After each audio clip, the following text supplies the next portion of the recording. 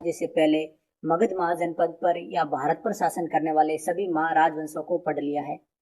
आज के वीडियो में हम मौर्य साम्राज्य के बाद के राजवंशों को बिल्कुल डिटेल से पढ़ेंगे। दोस्तों, हमने मौर्य साम्राज्य वाली वीडियो में देखा था कि मौर्य साम्राज्य के जो अंतिम शासक हुए थे उनका नाम था भद्रथ। और भद्रथ के एक सेनापति थे जिनका नाम था पुष्यमित्र शुंग। पुष्यमित्र शुंग जो है वो भद्रथ को अपदस्थ करके अपने पद से हटाकर और मगध महाजनपद पर शुंग वंश की स्थापना करते हैं। तो शुंग वंश से लेके आज हम पढ़ेंगे शुंग वंश के बाद जो है उसके बाद कर्ण वंश की स्थापना होती है वासुदेव के द्वारा। उसके बाद सातवाहन वंश की स्थापना होती है शिमुक के द्वारा। और उसके बाद कुछ विदेशी आक्रमणकारी विदेश में भारत में आक्रमण करते हैं, जैसे हिंद यूनानी या फिर शक हो गए, पहलव, कुषाण। इन सब के बारे में आज हम डिटेल से पढ़ेंगे। मैं आशा करूंगा दोस्तों आपको ये वीडियो जरूर पसंद आएगा, और अगर आपको वीडियो पसंद आता है तो वीडियो को लाइक, शेयर और कमेंट जरूर करें। शुरू करते हैं बिना किसी देरी के हमारे वीडियो को। दोस्तों, सबसे पहले हम लोग पढ़ेंगे शुंग वंश। शुंग वंश के बारे में हम लोग पढ़ेंगे। पुष्यमित्र शुंग ने, जिसने मगध पर शुंग वंश की नींव डाली, ब्राह्मण जाति का था। तो पुष्यमित्र शुंग जो है वो किस जाति का था? ब्राह्मण जाति का था। शुंग शासकों ने अपनी राजधानी विदिशा में स्थापित कर ली, यानी कि शुंग राजवंशों की जो राजधानी थी वो पाटलिपुत्र से उन्होंने कहा कर दी, विदिशा कर ली। इंडो यूनानी यानी कि हिंद यूनानी। अब हम लोग बाद में पढ़ेंगे हिंद यूनानी शासकों के आक्रमण के बारे में। हिंद यूनानी शासक जिसका नाम था मीनांडर को जो है पुष्यमित्र शुंग ने पराजित किया था। तो मीनांडर को पुष्यमित्र शुंग ने पराजित किया था, जो ब्राह्मण जाति का था और उसकी राजधानी विदिशा थी। आगे हम लोग देखेंगे पुष्यमित्र शुंग ने 2 बार अश्वमेघ यज्ञ किया। पुष्यमित्र शुंग ने अपने राज्य के लिए 2 बार अश्वमेघ यज्ञ किया, और इसके लिए यज्ञ जो है पतंजलि ने करवाए। हम लोग दर्शन पढ़ते हैं जिसमें हम लोग ये पढ़ते हैं कि जो योग दर्शन है उस योग दर्शन के प्रतिपादक कौन थे? पतंजलि, जिन्होंने 2 बार अश्वमेघ यज्ञ किसके लिए करवाए थे? पुष्यमित्र शुंग के लिए करवाए थे। अगला है भरूत स्तूप। भरूत स्तूप का जो निर्माण है वो पुष्यमित्र शुंग ने करवाया। स्तूप जो है वो बौद्ध धर्म से संबंधित जो संरचना होती है, और भरूत स्तूप जो है वो सतना जिला मध्य प्रदेश में स्थित है, और उसका निर्माण किसने करवाया था? पुष्यमित्र शुंग ने करवाया था। शुंग वंश के अंतिम शासक की बात करें तो वो था देवभूति। शुंग वंश के प्रथम शासक पुष्यमित्र शुंग, और अंतिम शासक की बात करें तो वे कौन थे? देवभूति। और देवभूति की हत्या 73 ईसा पूर्व में वासुदेव ने कर दी, और उसके बाद मगध को गद्दी पर कर्ण वंश की स्थापना की गई। जो देवभूति था शुंग वंश का सबसे अंतिम शासक, उसकी हत्या वासुदेव के द्वारा की गई, और वासुदेव ने किसकी स्थापना की थी? कर्ण वंश की स्थापना की थी 73 ईसा पूर्व में। दोस्तों, आगे बढ़ते हम लोग। कर्ण वंश के जो अंतिम राजा थे उसका नाम था सुशर्मा। दोस्तों, इनके बारे में ज्यादा डिटेल्स में हमारे कई एग्जाम्स में, क्या किसी भी एग्जाम्स में ज्यादा नहीं पूछा जाता, तो हम लोग इसके शुरू के शासक में या अंतिम शासक या उस राजवंश का सबसे प्रतापी शासक कौन हुआ उनके बारे में ही ज्यादा पढ़ते हैं। तो कर्ण वंश का सबसे अंतिम शासक हुआ था सुशर्मा। शिमुक ने 60 ईसा पूर्व में सुशर्मा की हत्या कर सातवाहन वंश की स्थापना की। तो कर्ण वंश के बाद मगध महाजनपद पर किस वंश का शासन होता है? सातवाहन वंश का, और जिसके स्थापना या फिर संस्थापक कौन है? शिमुक। सातवाहन शासकों ने अपनी राजधानी प्रतिष्ठान में स्थापित की। प्रतिष्ठान जो है आंध्र प्रदेश के औरंगाबाद जिले में है।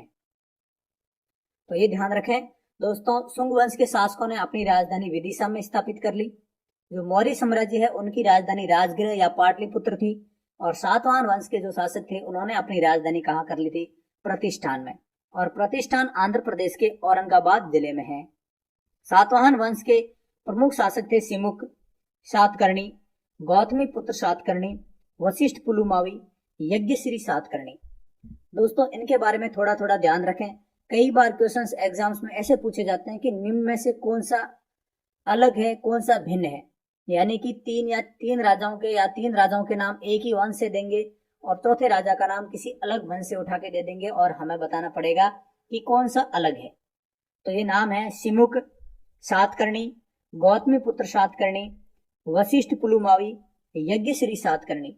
ये सारे राजा जो है वो सातवाहन वंश के राजा हुए हैं। सातकर्णी ने 2 बार अश्वमेघ यज्ञ और 1 बार राजसूय यज्ञ करवाया था। तो सातकर्णी था, उसने 2 बार अश्वमेध यज्ञ और 1 बार राजसूय यज्ञ करवाया था। उससे पहले 2 बार अश्वमेध यज्ञ किसने करवाया था? पुष्यमित्र शुंग ने करवाया था। और उसके लिए अश्वमेध यज्ञ किसने किए थे? पतंजलि ने किए थे। दोस्तों आगे बढ़ते हैं हम लोग। सातवाहन शासकों के समय प्रसिद्ध साहित्यकार हाल एवं गुणाढ्य थे। तो हाल और गुणाढ्य जो साहित्यकार थे, इतिहासकार थे, वो किसके समय थे या किसके समकालीन थे? तो वे सातवाहन शासकों के समकालीन थे। तो उनकी जो प्रमुख रचना है उनके बारे में आप जरूर ध्यान रखें। हाल की रचना का नाम था गाथा सप्तशतक, गाथा सप्तशतक। और गुणाढ्य की रचना थी, उसका नाम था बृहत कथा। तो बृहत कथा किसकी रचना है? गुणाढ्य की है।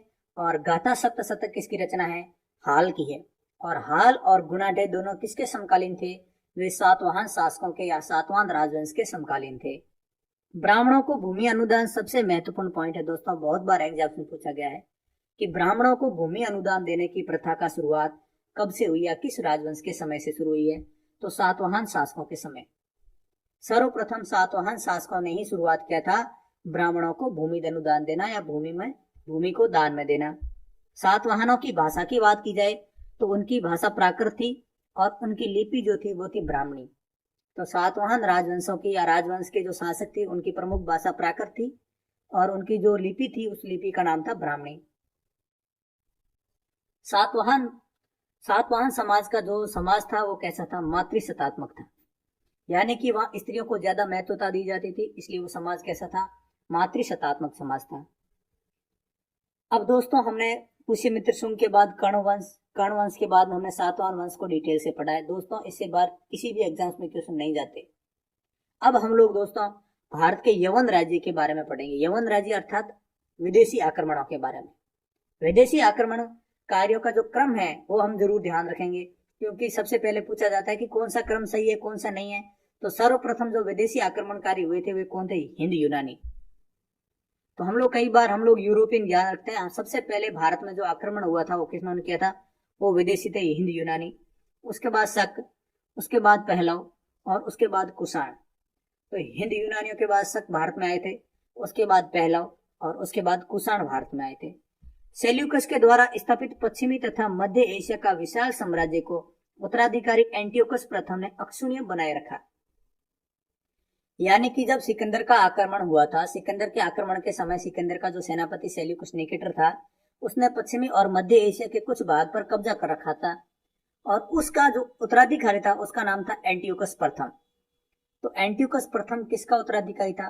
सेल्यूकस का उत्तराधिकारी था। उसने जो सेल्यूकस के द्वारा या सिकंदर के द्वारा जीते हुए प्रदेश थे, जो सेल्यूकस का जो साम्राज्य था उसको एकदम सही से अक्षुण्य बनाए रखा, यानी कि उस पर किसी का कब्जा होने नहीं दिया। लेकिन उसके बाद जो उत्तराधिकारी हुआ एंटियोकस प्रथम के बाद एंटियोकस द्वितीय थे। एंटियोकस सेकंड के शासन काल में विद्रोह के फलस्वरूप उसके अनेक प्रांत स्वतंत्र हो गए, यानी कि उसके साम्राज्य के बहुत सारे टुकड़े हो गए, बहुत से प्रांत जो है छोटे छोटे प्रांत, उन्होंने खुद को स्वतंत्र कर लिया। बैक्ट्रिया के विद्रोह का नेतृत्व डियोडोटस का प्रथम ने किया। अब बैक्ट्रिया के विद्रोह का प्रथम जो नेतृत्व है वो डियोडोटस प्रथम ने किया। ये बैक्ट्रिया क्या है? तो दोस्तों इसके लिए आप छोटा सा एक इमेज देखें। जो ये भारत है, भारत के उत्तर में आपको पता है हिमालय पर्वत है और हिमालय पर्वत को अफगानिस्तान में हिंदुकुश पर्वत भी कहा जाता है। तो हिंदुकुश पर्वत के जो उत्तरी भाग है, यानी कि अफगानिस्तान का उत्तरी भाग है, उसको बैक्ट्रिया के नाम से जाना जाता है। तो बैक्ट्रिया जो है वो एशियाई का या मध्य एशिया का ही प्राचीन नाम है। मध्य एशिया का जो हिंदुकुश पर्वत का जो उत्तरी भाग है उसको बैक्ट्रिया कहा जाता था। वापस आते हैं अपने टॉपिक पे। तो बैक्ट्रिया पे सर्वप्रथम विद्रोह किसने किया था, यानी कि बैक्ट्रिया पे शासन किसने किया था? उस राजा का नाम था डियोडोटस प्रथम। तो सर्वप्रथम बैक्ट्रिया का विद्रोह या बैक्ट्रिया पर शासन किया था डियोडोटस प्रथम ने। यहाँ से दोस्तों इतने ज्यादा क्वेश्चन नहीं पूछे जाता है। बैक्ट्रिया पर डियोडोटस प्रथम के साथ इन राजाओं ने क्रमशः शासन किया। तो डियोडोटस प्रथम के बाद बैक्ट्रिया पर शासन जो है इन राजाओं ने किया, जिनके बारे में ना के बराबर एग्जाम्स में क्वेश्चन पूछे जाते हैं, फिर भी हम लोग पढ़ लेते हैं क्योंकि ल्यूसेंट में दे रखा है। तो डियोडोटस सेकंड, यूथिडेमस, डेमेट्रियस, मिनेंडर, यूकेटाइडस, एंटीआलिकेडस और हर्मिक्स, ये नाम है जो किस राजवंश के शासक थे? वे हिंद यूनानी थे, यानी कि इन्होंने बैक्ट्रिया पर शासन किया था। बैक्ट्रिया के लोगों ने जब भारत पर आक्रमण किया, इन्हीं को ही हम लोग जो है हिंद यूनानी शासकों के नाम से जानते हैं। भारत पर सबसे पहले आक्रमण की बात करें, बैक्ट्रियाई आक्रमण की बात करें, हिंद यूनानियों के आक्रमण की बात करें, तो वो शासक डेमेट्रियस था। तो सबसे पहले हिंद यूनानी आक्रमणकारी या बैक्ट्रियाई आक्रमणकारी भारत में कौन था? वो था डेमेट्रियस। इसने 190 ईसा पूर्व में भारत पर आक्रमण कर अफगानिस्तान, पंजाब एवं सिंध के बहुत बड़े भाग पर अधिकार कर लिया। इसने साकल को अपनी राजधानी बनाया। इसे ही हिंद यूनानी का बैक्ट्रियाई यूनानी कहा जाता है। यानी कि हिंद यूनानी या बैक्ट्रियाई यूनानी किसको कहा जाता है? जो बैक्ट्रिया से हमारे भारत में शासन करने के लिए आए थे, उनको ही हिंद यूनानी कहते हैं। और इनमें सबसे पहले भारत पर आक्रमण करने वाला कौन था? वो था डेमेट्रियस। दोस्तों, डियोडोटस जो हमने पढ़ा था, ये भारत पर आक्रमण नहीं किया था। इसने तो जो है वो बैक्ट्रिया पर सबसे पहले आक्रमण किया था। बैक्ट्रिया पर विद्रोह करके बैक्ट्रिया को अपने कब्जे में लिया था। तो ये याद ना रखें कि डेमेट्रियस जो है वो उसने भारत पर आक्रमण किया था। और सबसे पहले बैक्ट्रिया पर आक्रमण की बात करें तो वो किया था डियोडोटस ने। दोस्तों, इसके मैप के बारे में हमने पढ़ लिया है। आगे दोस्तों हम लोग देखते हैं हिंद यूनानी शासकों में सबसे अधिक विख्यात की बात की जाए तो वो था मीनांडर। मीनांडर जिसको पुष्यमित्र शुंग ने हराया था, हमने देखा था, उसको जो है वो भारत में सबसे ज्यादा प्रचलित है। क्यों है उसके बारे में हम लोग आगे देखेंगे। इसकी राजधानी जो है वो साकल, आधुनिक सियालकोट शिक्षा का प्रमुख केंद्र था। तो मीनांडर के समय मीनांडर की जो राजधानी थी, हिंद यूनानियों की जो राजधानी थी साकल, वो साकल जो है जो वर्तमान में सियालकोट है, पाकिस्तान का एक जिला है सियालकोट, जिसको प्राचीन नाम उसका क्या था? साकल, जो प्रमुख शिक्षा का केंद्र था। मीनांडर जो थे वो बौद्ध धर्म का अनुयायी था। पहले नहीं था, बाद में बना था। किससे दीक्षा लेकर? एक बौद्ध भिक्षुक था, उससे दीक्षा लेकर बना था। उसका नाम था नागसेन। तो नागसेन से दीक्षा लेकर मीनांडर ने जो है बौद्ध धर्म की दीक्षा ली थी। तो मीनांडर ने बौद्ध धर्म ग्रहण करने से पहले नागसेन को कुछ प्रश्न पूछे थे बौद्ध धर्म से पहले, और मीनांडर के प्रश्न एवं नागसेन द्वारा उत्तर दिए गए एक पुस्तक के रूप में संग्रहित है, जिसका नाम है मिलिंद पनो। तो ये ध्यान रखें, जो मीनांडर प्रश्न पूछता है और नागसेन उसके उत्तर देते हैं, और इस सब का संकलन कहाँ किया गया है? एक पुस्तक है जिसका नाम है मिलिंद पनो, यानी कि मीनांडर के प्रश्न, मिलिंद के प्रश्न या मिलिंद प्रश्न या मीनांडर के प्रश्न। और इसके रचयिता कौन है? इसके रचयिता है नागसेन। तो दोस्तों, यहाँ हमने देखा कि भारत में सबसे ज्यादा जो पॉपुलर है हिंद यूनानी शासक, वो है मीनांडर, जिसकी राजधानी जो साकल थी वो एक महत्वपूर्ण शिक्षा का केंद्र थी। और उसने नागसेन से दीक्षा लेकर बौद्ध धर्म ग्रहण किया था। और नागसेन और उसके बीच में जो संवाद है वो एक पुस्तक में लिखा गया है, उसका नाम है मिलिंद पनो। दोस्तों, आशा करता हूं आपको वीडियो जरूर अच्छा लग रहा होगा। आगे देखते हैं हम लोग हिंद यूनानी भारत के पहले शासक हुए जिनके जारी किए गए हिंद यूनानी भारत के पहले शासक हुए जिनके जारी किए गए सिक्कों के बारे में निश्चित रूप से कहा जा सकता है कि सिक्के किन किन राजाओं के हैं। यानी कि इन्होंने अपने सिक्कों पर प्रॉपर किसी राजा का इमेज बना रखा है और उसके बारे में उनका नाम अच्छे से लिपि में लिख रखा है, ताकि हम लोग उन सिक्कों को देखकर पहचान पाते हैं कि ये सिक्का जो है किस हिंद यूनानी शासक का था, या किसके समय या किसका समकालीन था। तो इसके बारे में हमें पता शुरुआत में कहाँ चलता है? निश्चित रूप से कह सकते हैं हिंद यूनानियों के बारे में। सबसे पहले भारत में हिंद यूनानियों ने ही सोने के सिक्के जारी किए थे। तो भारत में सोने के सिक्कों के प्रचलन की बात करें तो शुरुआत किसने की थी? हिंद यूनानियों ने की थी। हिंद यूनानी शासकों ने भारत के पश्चिम उत्तर भाग सीमा प्रांत में यूनान की प्राचीन कला चलाई, जिसे हेलेनिस्टिक आर्ट कहते हैं। भारत में गांधार कला इसका उत्तम उदाहरण है। तो हेलेनिस्टिक आर्ट थी जो हमारे वर्तमान में जो भारत की गांधार कला है, वो इसी का ही रूप है, हेलेनिस्टिक आर्ट का। और हेलेनिस्टिक आर्ट का ही हमने इमेज यहाँ पे दे रखा है कि भारत में कुछ स्तंभ बनाए गए और उसके ऊपर जो ये इमेज बनाए गए, ये किस आर्ट का पार्ट है? हेलेनिस्टिक आर्ट का ही पार्ट है। तो हिंद यूनानियों की जो आर्ट है उसका नाम क्या है? Hellenistic art. आगे देखते हैं दोस्तों शक के बारे में। हिंद यूनानियों के बाद में भारत में शकों का आक्रमण हुआ था। यूनानियों के बाद में भारत में शक आए। शकों की 5 शाखाएं और हर शाखा की राजधानी भारत और अफगानिस्तान में अलग अलग भागों में थी। तो भारत में शकों की कुल कितनी शाखाएं थी? 5 शाखाएं थी, और 5 शाखाओं की राजधानी जो है वो अलग अलग थी। शक मूलतः मध्य एशिया के निवासी थे और तारागाह की खोज में भारत आए थे। जो शक है वो कहाँ के निवासी थे? मध्य एशिया के, मिडिल ईस्ट से आए थे और भारत में चारागाह की खोज में पशु चराने के लिए भारत आए थे। 58 ईसा पूर्व में उज्जैन के एक राजा ने शकों को पराजित करके बाहर खदेड़ दिया और विक्रमादित्य की उपाधि धारण की। अब उस राजा को जो हम विक्रमादित्य के ही नाम से जानते हैं, तो विक्रमादित्य ने क्या किया था? 58 ईसा पूर्व में उज्जैन का वो राजा था, उसने शकों को जो है हराया, शकों का दमन किया, यानी शकों को भारत से बाहर निकाल दिया। शकों पर विजय के उपलक्ष्य में 58 ईसा पूर्व में एक नया संवत विक्रम संवत के नाम से प्रारंभ हुआ। दोस्तों, आज हम सभी हमारे जितने भी हिंदू त्योहार मनाते हैं शक संवत विक्रम संवत के आधार पर, जो हम विक्रम संवत को मानते हैं, तो विक्रम संवत जो है 58 ईसा पूर्व में किसके द्वारा शुरुआत की गई थी? विक्रमादित्य के द्वारा। और विक्रमादित्य ने ये कैलेंडर क्यों बनाया था? क्योंकि उन्होंने शकों के ऊपर जीत हासिल की थी और उसके बाद ही इन्होंने विक्रमादित्य की उपाधि धारण की थी। और विक्रमादित्य की उपाधि का मतलब क्या होता है? कि वो होता है पराक्रमी योद्धा, एक प्रकार से जो बहुत ही ज्यादा सूरवीर या पराक्रमी योद्धा है, उसको हम विक्रमादित्य कहते हैं। उसी समय विक्रमादित्य की एक लोकप्रिय उपाधि बन गई, जिसकी संख्या भारत इतिहास में 14 तक पहुंच गई। गुप्त सम्राट चंद्रगुप्त द्वितीय भी सबसे अधिक विख्यात विक्रमादित्य थे। यानी कि उस समय जो विक्रमादित्य ने शकों को हराकर जो उपाधि धारण की थी विक्रमादित्य, उसके बाद ये जो नाम था विक्रमादित्य वो इतना पॉपुलर हो गया कि बहुत से राजा अपने नाम के पीछे या नाम के पहले जो है विक्रमादित्य लगाना पसंद करते थे। और विक्रमादित्य के समय, यानी कि भारत के इतिहास में टोटल कितने विक्रमादित्य हुए हैं? 14 विक्रमादित्य हुए। हम गुप्त साम्राज्य के बारे में बात करते हैं, तो गुप्त साम्राज्य का एक सबसे प्रभावी या प्रतापी शासक हुआ था जिसका नाम था चंद्रगुप्त द्वितीय। उन्होंने भी जो है विक्रमादित्य की उपाधि धारण की थी। शकों की एक अन्य शाखा थी जिन्होंने दक्षिण भारत में लंबे समय तक शासन किया। दक्षिण भारत का जब हम इतिहास पढ़ेंगे तब हम शक के बारे में थोड़ा सा और पढ़ेंगे। उन्होंने बहुत लगभग 400 साल तक जो है भारत में आक्रमण यानी कि भारत में शासन किया था, दक्षिणी भारत में। शकों का सबसे प्रतापी शासक की बात की जाए तो वो थे रुद्रदामन प्रथम। तो बहुत बार क्वेश्चंस में ये पूछा जाता है दोस्तों कि रुद्रदामन प्रथम जो है वो किस राजवंश या किस वंश से संबंधित है? तो वो एक शक राजा था जिसका शासन 130 से लेके 150 ईस्वी तक रहा, यानी कि उसने 20 वर्षों तक शासन किया और वो एक शक राजवंश का जो है सबसे प्रतापी शासक माना जाता है। गुजरात के बड़े भाग पर इसने शासन किया। इसने काठियावाड़ की एक सुदर्शन झील के बारे में दोस्तों हम लोग मौर्य साम्राज्य में पढ़ते हैं। मौर्य साम्राज्य में जो सुदर्शन झील का निर्माण करवाया गया था, उसका जीर्णोद्वार किसने करवाया था? रुद्रदामन प्रथम ने।